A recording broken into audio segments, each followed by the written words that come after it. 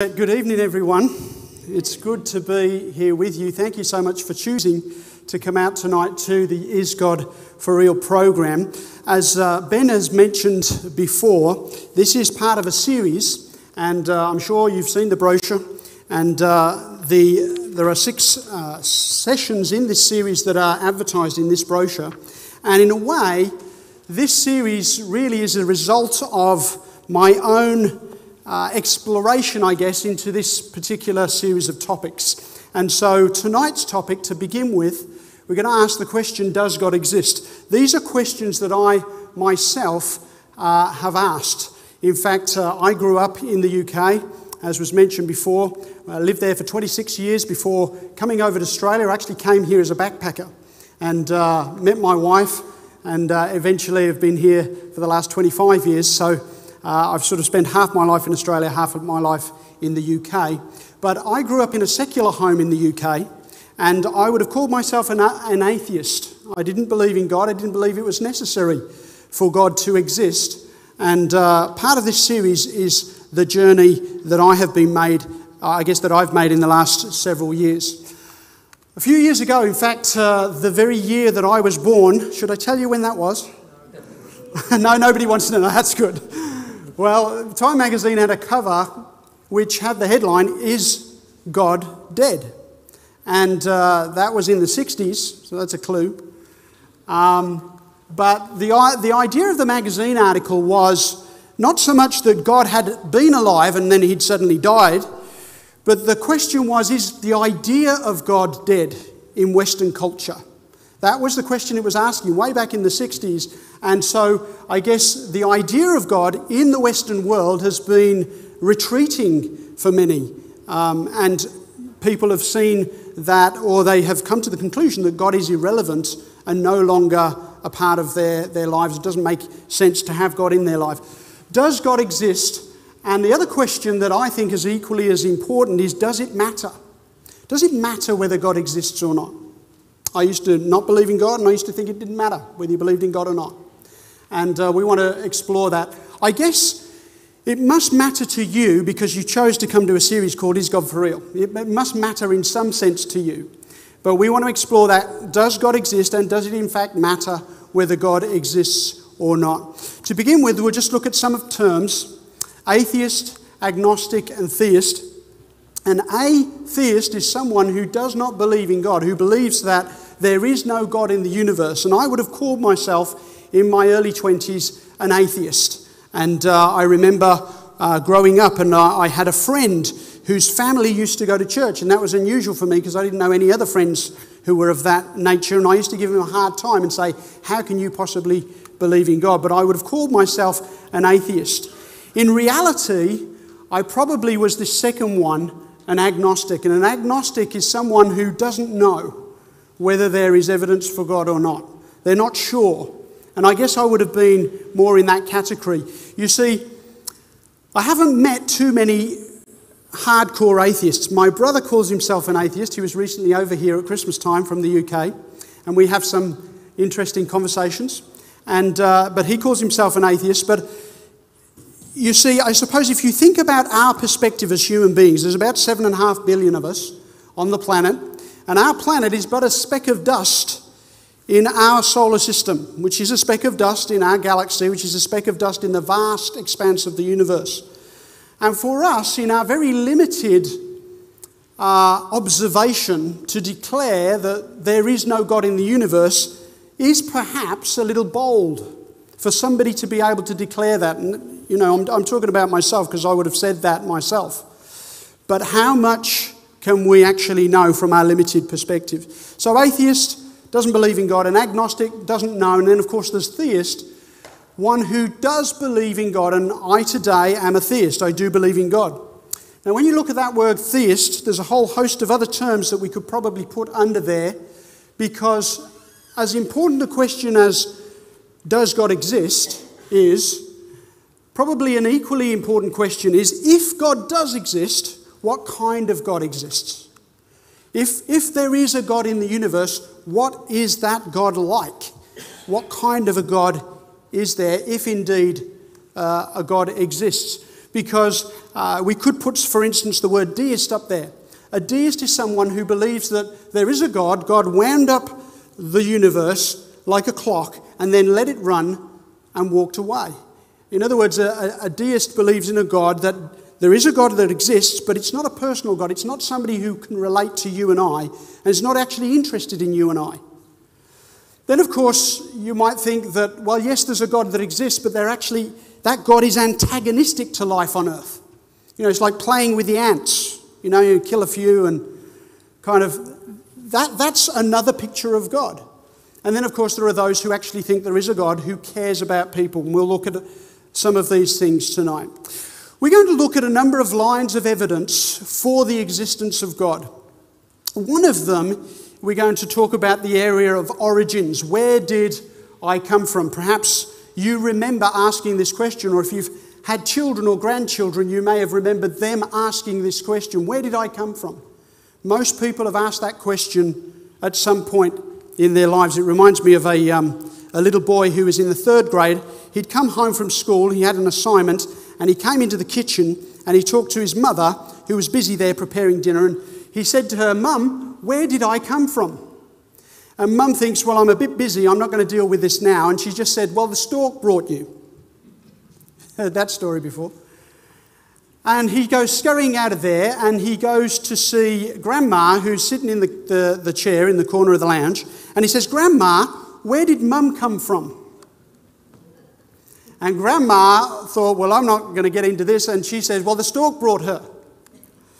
And then the boy says, well, where did you come from, Grandma? And she said, well, the stork brought me too. And he goes to his room to start writing his assignment for school. And he writes, "There hasn't been a normal birth in our family for 3 generations."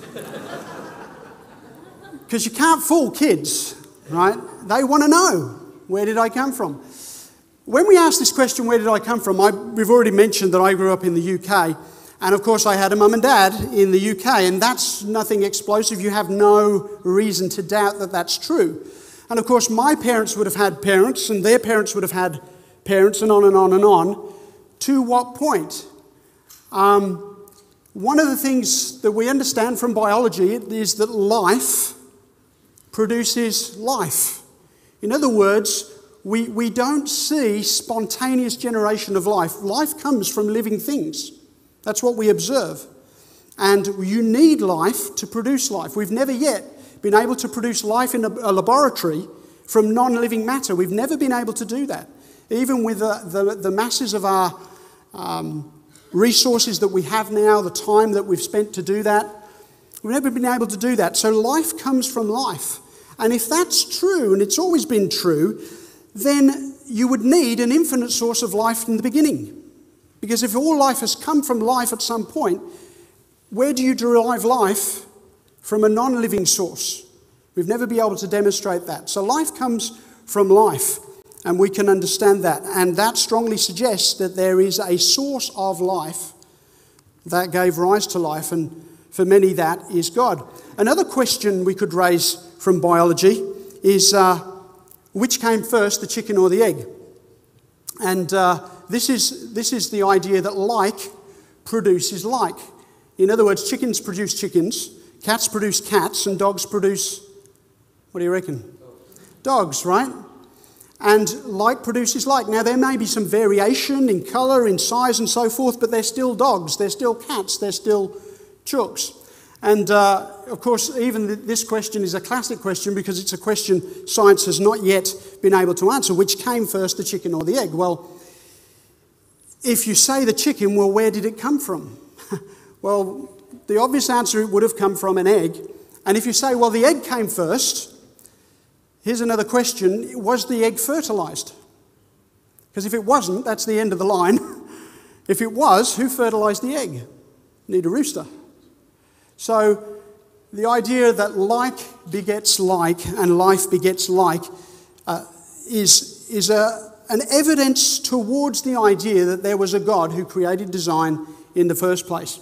I don't know if you've thought about the planet that we live on. We're busy working and scurrying around day by day, and we sometimes don't stop to think of the amazing place that we call home.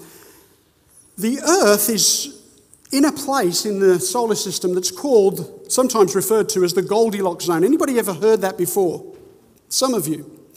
And basically what that means is, you know the fairy tale of Goldilocks and the Three Bears, where Goldilocks goes in and the bears are out, but there's 3 bowls of porridge. And one's too hot and one's too cold, but one's just right. And the Goldilocks zone is the idea that the Earth is in just the right place for us to be not too close to the sun as to be too hot like Venus to support life, or too far away from the sun like Mars as to be too cold to support life, but we're in that just right zone. Not only are we in the just right zone, we have an abundance of liquid water, which thus far, for all we know about life, we need liquid water for life to exist. That's why we go looking elsewhere in the universe for the evidence of liquid water, because that's where we might find life. But we have an abundance of liquid water. We have, the Earth is tilted on its axis about 23 degrees, which gives us the seasons that we enjoy through the year. The Earth spins on its axis about once every 24 hours. That gives us our day, and that gives us a fairly even warming and cooling so that we don't have these extremes of temperatures. In other words, the Earth is a place that seems to be very well designed to support life. And we could say, well, maybe that's just an accident. Maybe that's just coincidence. A thought that occurred to me, and we will talk about creation evolution tomorrow. We want to have a whole session on that because I was a thorough evolutionist in the past. And there are some things I believe about evolution and some things I don't believe in about evolution, which we'll talk about tomorrow. But if life evolved on Earth, the question would be, what about the moon? Because the moon also lives in that Goldilocks zone, right? It also dwells in that part of the solar system that is ideal for supporting life. And if the Earth evolved to produce life and evolved with masses of liquid water, 70% of the Earth is still covered in liquid water, why not the moon? If the moon arose at the same time, in the same environment, under the same conditions, why does it not have... We've been up there 6 times, 6 Apollo missions to the moon. No liquid water, not a skerrick of life on the moon. It's an interesting question to ask if we believe that life arose by chance on planet Earth. Why not elsewhere? You see, I think that design is a powerful argument in favour of the existence of God because I think we readily recognise design when we see it. So, for instance, this picture here, you have just a rugged mountain range there on the left. On the right-hand side, who knows what that place is? Yeah, Mount Rushmore. I had the opportunity to go there a few years ago, and you've got 4 presidents' heads there carved into the mountain, an enormous task. You can see some of the conifer trees down below the faces to give you a bit of an idea of the scale. Did you know that 95% of the carving was done by dynamite? They would drill holes, put the dynamite in and blow bits off the mountain. And you want to be careful you didn't blow somebody's nose off or something. You'd have to be careful about how much you put there. But 95% was done by dynamite. And if you look at those faces and you look at the mountain range on the left, you would obviously conclude, and rightly so, that the one on the right didn't happen just because of the wind and the rain, right? You would conclude that that must have been designed. You've seen faces before and you know that that kind of intricate, complex detail couldn't have arisen just by the wind and the rain, beating down on that rock over a long period of time. You've got obviously intelligent people creating those carvings. The question is, why is it easy for us to recognise design in solid rock, but difficult for us to recognise design in a human face, in a face that's living and breathing and seeing and hearing and chewing and talking, right? Why is it easy for us to say, yes, we could recognise that that's designed, but when we look into a human face, we struggle sometimes to believe that it was designed, and certainly my worldview was very different on that. Ever heard of the anthropic principle? Some of the things we're talking about here, the the apparent design of planet Earth and the life on it is sometimes described as the anthropic principle. In other words, it kind of looks as though the world and the universe was made with mankind in mind. It says here, the universe seems to be designed with man in mind. Modern cosmology has identified dozens of measurable characteristics of the universe. Each of these characteristics are fine-tuned to such a degree that moving even one of them in either direction, only a fraction of a fraction of a fraction of a percentage, would make the existence of life anywhere in the universe impossible. We would live then not in a life-sustaining universe, but a life-prohibitive universe. There's a lot of these universal force constants, such as a strong nuclear force constant, a weak nuclear force constant, a gravitational force constant, and a whole host of others. And I won't go through them, I'm not a physicist, and some of you may be, I don't know. But the point is they've discovered these constants, and they are so finely tuned that if you moved any of them a fraction, life would not be possible. Not just on planet Earth, but anywhere in the universe. And some have suggested this is strong evidence that the universe was in fact designed. Somebody said it was, imagine it like this. Imagine that you were standing up against a brick wall in front of a firing squad. Not a pleasant thought, but imagine it if you will. You're standing there, they put a blindfold on you and say you've got 30 people with rifles. They put the blindfold on. The general says, ready, aim, fire. And you hear the guns go off, but you suddenly realise you're still alive. And then you're not sure what happened. Were they all bad shots? Did they all just fire up into the air? Did they shoot each other? And then you take the blindfold off and you see a whole range of bullet holes around you in a pattern that strongly suggests that they missed on purpose. And some have suggested that this is like the anthropic principle. All these finely tuned constants in the universe have missed us, and they've missed us on purpose. Because if they were altered in any way, then we wouldn't exist. Sir Fred Hoyle was a British astronomer. He said, a common sense interpretation of the facts suggests that a super intellect has monkeyed with physics as well as with chemistry and biology, and that there are no blind forces worth speaking about in nature. The numbers one calculates from the facts seem to me so overwhelming as to put this question almost beyond question. This conclusion rather, almost beyond question. So he says, it seems so finely tuned to me, you can't tell me nobody had input into that design. Ever watch Catalyst? It's an ABC science show on ABC television. A couple of years ago, they had a program that dealt with the anthropic principle, and they were interviewing a bunch of scientists to find out what they thought. Why do we live in such a finely tuned universe, they asked. Well, one scientist said, we just do. That's just the way it is. We just happen to be where we are because we happen to be where we are. Some people felt that that was not a satisfactory answer.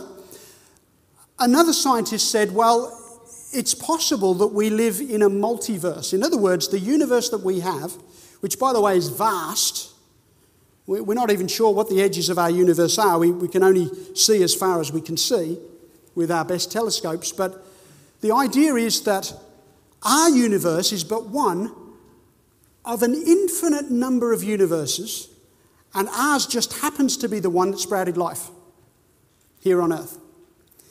And the challenge for this, of course, is there is no evidence for the other universes. We're just trying to imply other universes because we're trying to explain the one we're in. Somebody else said, we are really only a virtual reality program. Have you heard this before?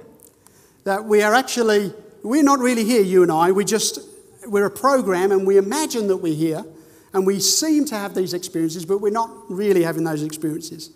But I reckon, if somebody comes and punches you in the face, that's a real experience. It's not a virtual experience, but that's one explanation. And another one, I thought this was very creative.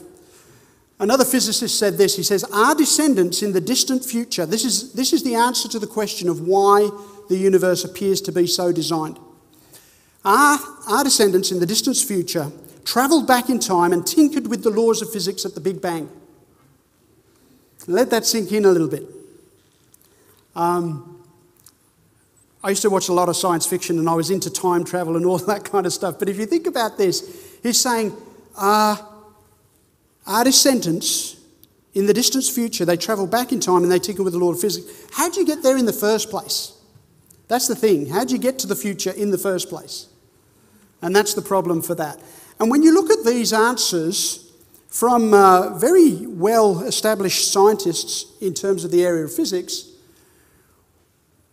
to me, they're obviously missing one other possibility, and that is it looks designed because it is designed. I mean, at least that should be a possibility, right? I mean, that should be a reasonable possibility. I remember reading this article in 2009 in a British newspaper called the Daily Mail. And it says, why we are born to believe in God. It's wired into the brain, says a psychologist.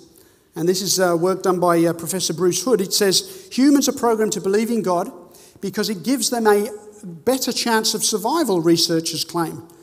The findings of Bruce Hood, Professor of Developmental Psychology at Bristol, suggest that magical or supernatural beliefs are hardwired into our brains from birth. I want you to think about that. If they're hardwired into our brains from birth, who did the hardwiring? You know, we'll talk a little bit more about the whole evolution thing tomorrow, but it says his work is supported by other researchers who have found evidence linking religious feelings and experience to particular regions of the brain. Where do they come from? Why are they there? Freeman Dyson, he is a theoretical physicist. He said, the more I examine the universe and the details of its architecture, the more evidence I find that the universe, in some sense, must have known we were coming. In other words, he examines the universe and he says, it looks like this whole thing was built for us.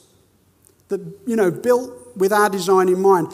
And what's interesting about that is there is a verse in the ancient Hebrew Bible, the ancient Hebrew scriptures, that's similar to this, in that it says this, it says, for thus says the Lord that created the heavens, God himself that formed the earth and made it. He has established it. He created it not in vain. He formed it to be inhabited. I am the Lord and there is none else. In other words, this Bible verse is suggesting that the world was made for a purpose. It was made with the idea of providing a home for human beings. And that's really what Freeman Dyson is suggesting. Well, some have looked at the design of the universe and particularly the design of human life and have even changed their minds from being an atheist. And I'm not just talking about myself, but people much smarter than me. There was a British atheist and philosopher, Anthony Flew. He was a voice for atheism in the 50s and 60s and 70s. And he wrote a book not too long ago called, instead of There Is No God, he scribbled that out and put There Is a God. And it says there how the world's most notorious atheist changed his mind. And this was all based upon the results of research that had been done in regard to DNA. Notice what he says here. He says in his book, what I think the DNA material has done is that it has shown by the almost unbelievable complexity of the arrangements which are needed to produce life, that intelligence must have been involved in getting these extraordinarily diverse elements to work together. The only satisfactory explanation of such end-directed, self-replicating life as we see on earth is an infinitely intelligent mind. Not just an intelligent mind, but an infinitely intelligent mind. That's the conclusion he came to. He says, it has become inordinately difficult even to begin to think about constructing a naturalistic theory of evolution of that first reproducing organism. And the line I've highlighted here, I had to go where the evidence leads. And I want to just testify, I guess, from my own perspective, that I was an atheist. I really was an agnostic, I suppose. But in the end, I went where the evidence led. And that's the reason I became a believer in God. Bill Gates, years ago, wrote a book called The Road Ahead, and he talked about DNA, and he says, DNA is like a computer program, but far, far more advanced than any software ever created. So he's talking about what we now know about DNA thanks to modern medical research. And he says it's far more complex, far more advanced than any software ever created. Again, in the Hebrew scriptures, it says, the heavens declare the glory of God, and the skies show his handiwork. Day to day pours out speech, and night to night reveals knowledge. And what this is basically saying is, the more we study the natural world around us, the more we study the universe, the more complicated, the more complex it appears, and the more brilliantly designed it appears too. And we're seeing that. Charles Darwin, of course, wrote the book The Origin of Species, and he wrote that in 1859, it was published. But he wrote a letter some time afterwards, and I want you to get what he says in this letter. He says, the horrible doubt always arises whether the convictions of man's mind, which has been developed from the minds of lower animals, are of any value or are at all trustworthy. Would anyone trust the convictions of a monkey's mind, if there are any convictions in such a mind? In other words, when was the last time, you watched the evening news and they were interviewing a chimpanzee or a gorilla, or you might have seen somebody who looks like a gorilla, but who they're actually, they're not going to interview the animals, right? Because they're not expecting to get any logical or rational conclusions from animals. And what Darwin is saying is, if we did in fact arise from animals, why would we trust the conclusions that our brains come to? Because we wouldn't trust the animals, and in fact, we can go back to the amoeba or the single-celled organisms. And if in fact there is only energy and matter in the universe, and it's all undirected, it's all just chance, random chemical reactions, then why would this conversation even be valuable to us? We wouldn't expect there to be rational, logical conclusions that we would bring. Professor Paul Davis, he's an award-winning scientist, he says, science is based on the assumption that the universe is thoroughly rational and logical at every level. Atheists claim that the laws of nature exist reasonlessly and that the universe is ultimately absurd.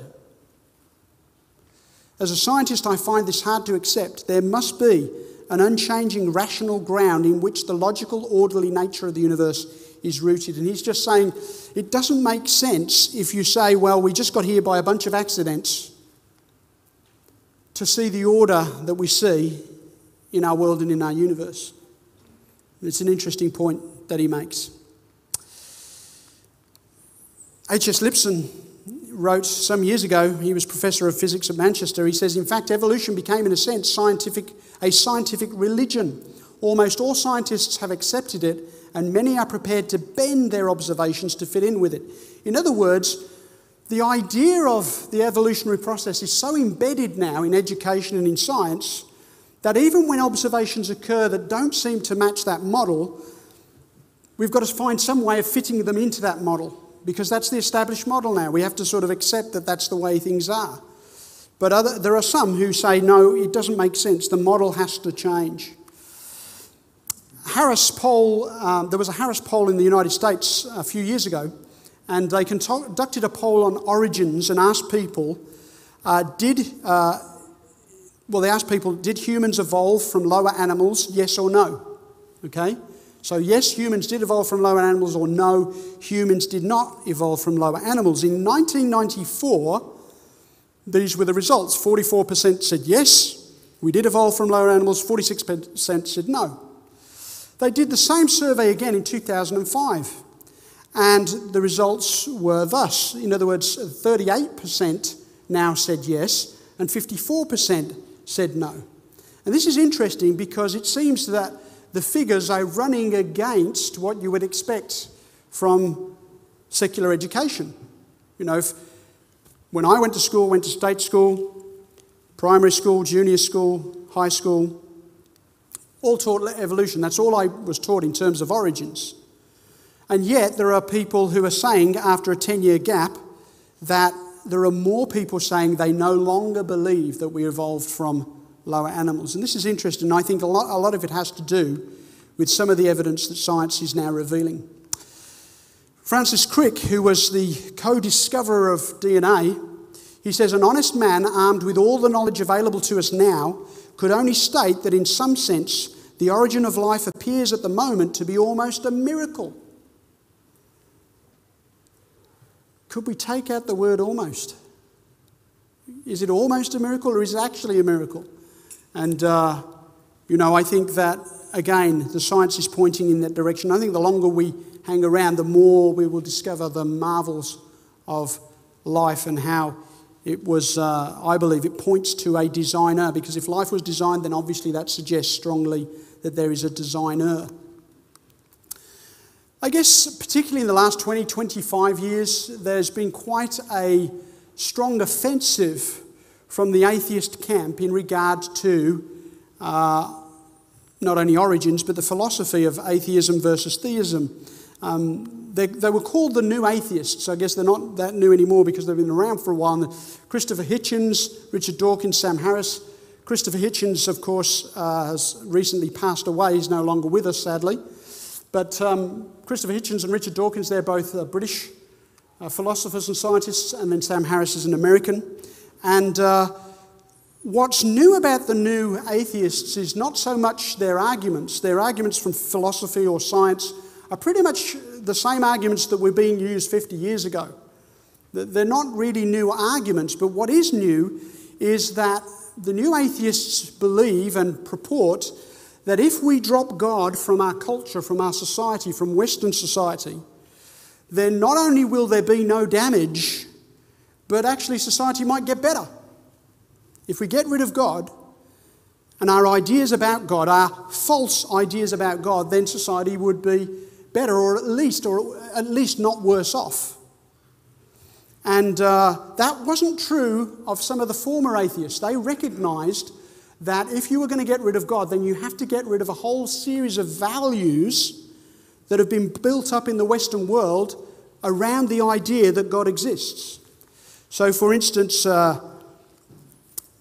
existentialist Albert Camus admitted that the death of God meant the loss of purpose, joy, and everything that makes life worth living. He recognised that. He was an atheist, but he just said, look, I don't believe that there's a God, but I recognise that not having God in the picture means that we have to do away with, or we're going to lose, a lot of these other things that are attached to God, like purpose, joy, and everything that makes life worth living. John F. Hort wrote a book. He wrote a book called God and the New Atheism. And this is what he says about the likes of Dawkins and others. He says, the new soft-core atheists assume that by dint of Darwinism we can just drop God like Santa Claus without having to witness the complete collapse of Western culture, including our sense of what is rational and moral. At least the hardcore atheists understood that if we were truly sincere in our atheism, the whole web of meanings and values that had clustered around the idea of God in Western culture has to go down the drain with its organising centre. You see, what he's saying is that if it's true that we live in a universe with only matter and energy, then we are simply bags of chemicals wandering around. We might bump into another bag of chemicals, mate with that bag of chemicals, produce another bag of chemicals. And he sort of suggests that things that we value as human beings, things like love. We believe in love. We believe that love is important. We need to love. We need to be loved. But that suggestion would suggest that love is no more important than, say, indigestion. So indigestion is a chemical reaction in the body. And, when you have an attraction to somebody and your pulse beats a little faster, or you start to perspire, or those things are of no more value than indigestion. And I think that as human beings, we realise in our experience of life that I think it is more important than indigestion. And I think that there are a whole host of values that we have because of a belief in God that you don't have if you don't have God in the picture. I mean, the reality is if we're just matter and energy, we're born, we live a little while, we die, and that's it. And it's hard to find out what your meaning of life is in that scenario. Time magazine asked the question, once evil, does it exist or do bad things just happen? How do we know what is right and what is wrong? How do we determine that? In fact, is there anything that is either right or wrong? How do you know? What might be right for you might be wrong for somebody else. How do we determine what right and wrong is? And morality is heavily tied to this also. I won't read out all of this story, but there was a news story on ABC not so long ago about a British couple who had started a house fire in which their 6 kids were in the house. They deliberately set fire to the house, get rid of their kids. And the judge had said that the gentleman was a seriously disturbing and dangerous man. And she says, "You have no moral compass," she told him. But the question is, where does such a moral compass come from? Why do we expect people to have a moral compass? And more and more we're seeing people take actions that are horrific to some, but doesn't seem to faze others. Richard Dawkins wrote a book called River Out of Eden. And in the book he said this. He said, in the universe of blind physical forces and genetic replication, that's the universe he believes in, right? In the universe of physical forces and blind physical forces and genetic replication, some people are going to get hurt and other people are going to get lucky. And you won't find any rhyme or reason to it, nor any justice. The universe we observe has precisely the properties we should expect if there is at bottom no design, no purpose, no evil, and no good. It would be hard to watch the evening news for a week and conclude there's no evil, right? You know, and it would be hard to live in a society with real living people and conclude there is no good either. Nothing but blind, pitiless indifference, he says. DNA neither knows nor cares. DNA just is, and we dance to its music. And I want you to think about that, because sometimes horrific crimes are committed. And I don't know what judge would buy the idea of a defendant whose defence was, I'm just dancing to my DNA.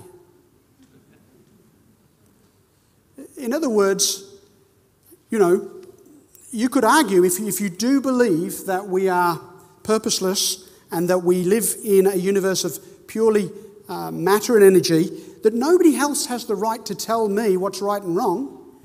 Nobody has the right to tell me how I should live my life, right? I mean, what right does anybody have to arrest me and put me in a cell? What right does that person have over me if, in fact, we live in a universe of just matter and energy? There is no genuine authority. And I think there is a serious challenge, I think, to Dawkins' point. He actually had a campaign, you could have called it an evangelistic campaign, I guess, for atheism, where he had these double-decker buses in London with the sign on the side there, "There's probably no God, now stop worrying and enjoy your life." I find it interesting to use the word probably. You know, he's not certain. There's probably no God.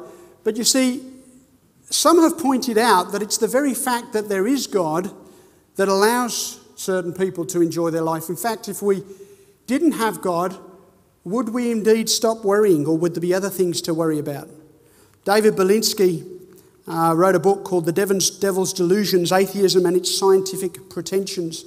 He says, in his book, he says, what Hitler did not believe, and what Stalin did not believe, and what Mao did not believe, and what the SS did not believe, and what the Gestapo did not believe, was that God was watching what they were doing. They did not believe that. And that allowed them to carry out atrocious crimes against humanity because they didn't have God anywhere in their picture. Well, it seems to be important to us to ask the question, are we alone? Is there anybody out there? We want to know, is this the only planet in the universe that has life? I believe there is life elsewhere in the universe, but we're asking this question. We're looking for concrete proof. And it was interesting, in 2013, the BBC News had this article. Maybe you've heard about NASA had a program called SETI, which was the Search for Extraterrestrial Intelligence. You heard of that? They would point their dishes to the sky, and they were listening for intelligent signals from out there. Well, the British decided they better get into the act in 2013. And in this BBC News report, it says, British scientists are to make a concerted effort to look for alien life among the stars. The scientists believe it is time UK effort was properly coordinated. And get this quote, there are billions of planets out there. It would be remiss of us not to at least have half an ear open to any signals that might be being sent to us. And I look at that and I wonder, is it possible that there is a God in the universe and that he has actually attempted to contact us? But we don't have half an ear open to listening. Because maybe we don't like the message. Maybe we want to hear something different. Is it possible that there's a God in the universe who actually is trying to send messages through to planet Earth, but we're no longer listening? George Harrison, one of the Beatles, of course, and George Harrison had experienced, the top of the mountain. He'd experienced what it was like to be world famous, to be very wealthy, to be very successful with the Beatles. But he came a few years after that experience, and he says, for every human there is a quest to find the answer to why I am here. Who am I? Where did I come from and where am I going? For me, that became the most important thing in my life. Everything else is secondary. And I kind of agree with George on that one. That really is, to me, now, the most important thing. Who am I really as a human being? Where did I come from and where am I going? How should I live here on earth? Maybe you heard of a mathematician called Blaise Pascal. And he put forth an argument which has become known as Pascal's wager. And he actually was a skeptic. He didn't believe in God. He wasn't a follower of God. But he actually claims that he came to God through mathematics. And he puts it like this. He wrote this is the 17th century. He says, God either exists or he doesn't. And let's pause there for a minute, because that's true. God doesn't exist just on Monday, Wednesday and Friday. He's either always there or he's not there at all, right?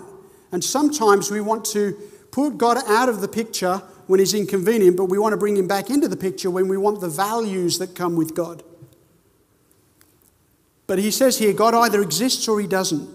Based on the testimony of general revelation, that's what he called nature, and special revelation, which he called the Bible, it is safe to assume that God does in fact exist. Now, I want you to grasp what he says there. It's safe to assume. We're going to see why it's safe. It says, it is abundantly fair to concede that there is at least a 50% chance that God exists. Therefore, since we stand to gain eternity and thus infinity, the wise or safe choice is to live as though he does exist. If we are right, we gain everything and lose nothing. If we are wrong, we lose nothing and gain nothing. Do you see his point? His point is that if there is a God who exists, and if that God even has a remote possibility of extending the lives that we typically lead, wouldn't it be worth investigating that? Wouldn't it be worth checking that out to find out if God is for real? Right? He's saying it makes all the sense in the world to check that out, because you don't lose anything. We only have this life if in fact God doesn't exist.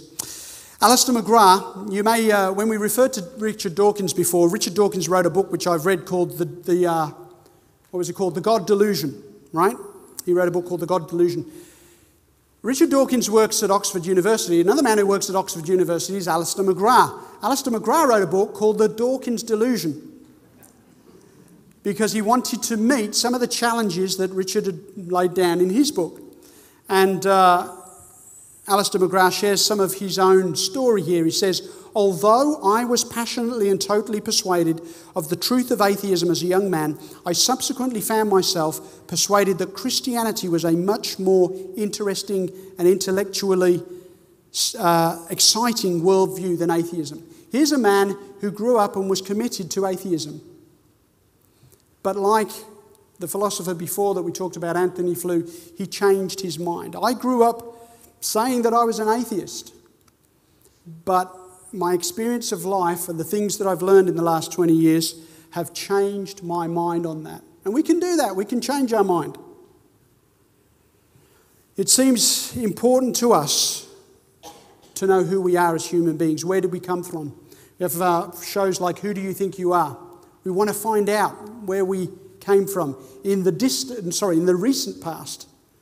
But what about in the distant past as well? How much do we really know?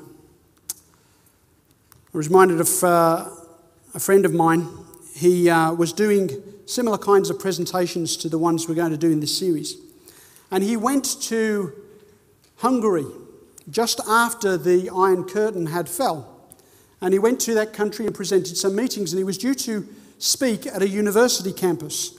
And the university campus had been a very atheistic university campus. And the idea was that he had been invited to go there, and he was going to go and speak for an hour on evidence for the existence of God. And then one of the professors from the university, who was an atheist, was going to speak for an hour on the evidence as to why there is not a God. Well, when Mark got there, somehow the other guy was detained or delayed, and he couldn't make it. He wasn't going to come. And they said, would you be able to speak for 2 hours? And he says, sure. And so he begins his presentation. And the audience is basically filled with students and university lecturers who are pretty committed atheists. They've believed in atheism, if you can believe in atheism, for a long, long time. And he's speaking away, and one of the students gets up after about 10 minutes and says, you're talking as though God exists. We don't believe that God exists. And he stood there and he thought, how should I respond to this? And he said, what is the subject that you are studying? And I don't know what it was. It might have been physics, so let's say that it was physics. And he said, well, how many books that have been printed this year on the subject of physics have you personally read? And he said, I don't know, hardly any. Well, how many books on the subject of physics that have ever been published have you personally read? Very few.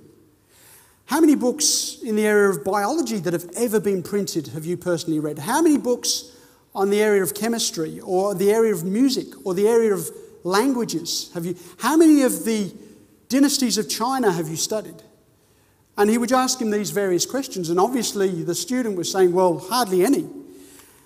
And Mark said to him, would it be fair to say that of all the knowledge in all the world, in the history of the world, you know less than 5%? And he said, sure. Now, of course, we all know less than 1%, right? A lot less than 1%. And then he said to him, is it possible then that God exists in the 95% of knowledge you admit that you have no knowledge of? And he said, yes, I have to admit that that's the case.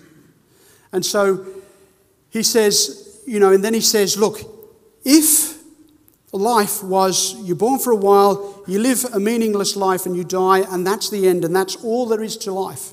If you could choose that, or you could choose a life of purpose, a life where you were cared for and you cared about others, a life where you knew that when that life came to an end, there was still more life to come. If you could choose between those two, let's suppose for a moment that those two options existed. If you could choose between the two, which one would you choose? He said, I'd choose the latter. He says, you're not an atheist. You're an intelligent man looking for answers. And I think that at the end of the day, how much do we know? We know very, very little. I'm not standing up here today or tomorrow telling you I know a lot of stuff. I don't. But I've discovered certain things. And it's like, if you've met somebody, you can't not have met them anymore. And I had an encounter with God that changed my perspective, and I began to research the implications of what it meant to have a God in the universe. And I changed my mind on that subject. I was presenting this series in a community centre, another part of Australia, and there was a skateboard ramp at the back. And on the skateboard ramp, I have no idea who wrote this or what they were saying, but it says, "I want to believe." I think there are a lot of people who want to believe, but they want evidence upon which to base their faith, evidence upon which to base their belief. Where did our world come from? There are two basic ideas. Where does life come from? What do our lives really mean? We could choose atheism. I've understood what a little bit of that is like. Or we could explore the possibility that actually God might be for real. And that's what we're going to explore in this series. And what I would want to ask you at this point is, if it were possible to know the answer to the question, is God for real? If it was possible to know, how many of you would want to just say, "I'd want to know"? That's all I'm asking. I'd want to know. Then I'm happy you're here, and I'm happy to share this journey with you, because that's what we're really going to explore. We want to explore, is God in fact for real?